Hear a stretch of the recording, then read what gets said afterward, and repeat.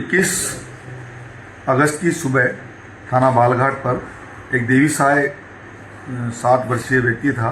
उसके भतीजे सचिन ने एक इतना प्रस्तुत करी कि उसका जो चाचा है वो रात भर से गायब है, तलाश की जाए। इतला पर पुलिस थाना बालाघाट वहाँ उस पर गाँव पहुँची।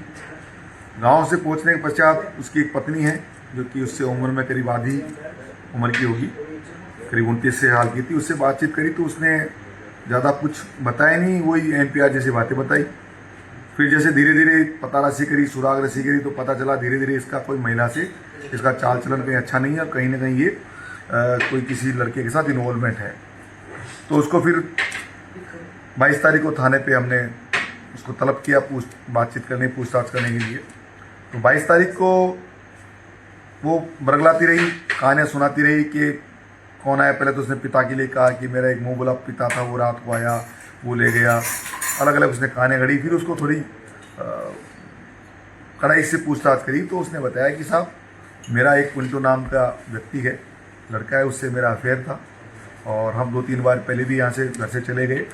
और मेरा एक मुंह बोला पिता है कुंवर सिंह करके, जो कि अहमदाबाद गुजरात रहता है और जिसने 5 लाख रुपए के अंदर मुझे देवी साई को यहाँ बैठा दी थी, इसके यहाँ 5 लाख रुपए लेके। और चूँकि ये उम्र में ज़्यादा था और मेरा इससे बन भी नहीं रहा था काफ़ी दिनों से, और पिंटू से मेरे संबंध बन गए थे। इस बात को लेकर पिंटू मेरे में ये था कि मेरे को यहाँ से लेके जाओ। तो एक बार मैं पिंटू के साथ भी गई और मेरे पिता, मुँह बोले पिता ने 2 लाख रुपये पिंटू से भी ले लिए थे। यहाँ के लोगों ने, इसके देवी साई के आसपास के पंच पटेलों ने वो 2 लाख रुपये पिंटू को देके इसको वापस लेके आए और उसको रखने की कोशिश करी वहाँ पे। लेकिन चूंकि ये इसका उस पिंटू के साथ संबंध गहरा बन चुका था तो ये वहाँ उसके साथ नहीं रहना चाहती थी, देवी साई के साथ। तो फिर उन्होंने एक षड्यंत्र रचा और ये कहा कि मुझे इससे यहाँ से छुटकारा दिलाओ। तो पिंटू ने पूरा षड्यंत्र तैयार किया और कहा कि तुम्हारे यहाँ बाथरूम तो बना हुआ नहीं है और एक दिन शाम को मैं बताऊँगा 1-2 दिन बाद में, तो बाथरूम के बहाने इसको बाहर ले आना और फिर हम इसको आगे मैं देख लूँगा। तो 20 तारीख की और 21 तारीख की रात, मध्य रात, बीच करीबनी रात में इसने कहा कि मुझे सोच जाना, मेरे साथ बाहर चलो, डर लग रहा है। तो कुसुम अपने पति को, जो देवी साई, उसको लेके बाहर गई। वहाँ मुंडेर के ऊपर, बाजरे मुंडेर पर बैठा तो इसके साथ पिंटू, इसके साथ का श्रीभान और एक अन्य 3 लोगों के मिलकर उसकी हत्या को करके और अपनी गाड़ी स्विफ्ट डिजायर में डाल करके वहाँ से लेकर रवाना हो गए। और उसके पश्चात क्योंकि ये बताया तो हमें जैसे ही रात को पता चला 22 तारीख की रात को, तो हमारे पहला प्रश्न ये था कि बॉडी हमें रिकवर करनी थी जैसे तैसे करके, कुछ भी करके।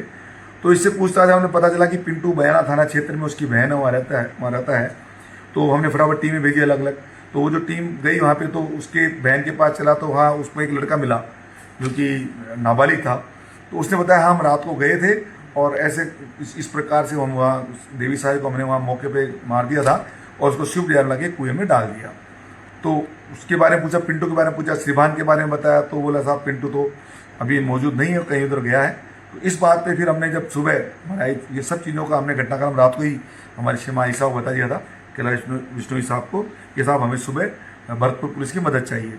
श्रीमान आई साहब ने इसका अपने निकटतम सुपरविजन करते हुए सारी चीज़ें फिर उन्होंने अपने हाथ में ली और सब चीज़ें उन्होंने तय करके हमारी टीम वहाँ पे गई।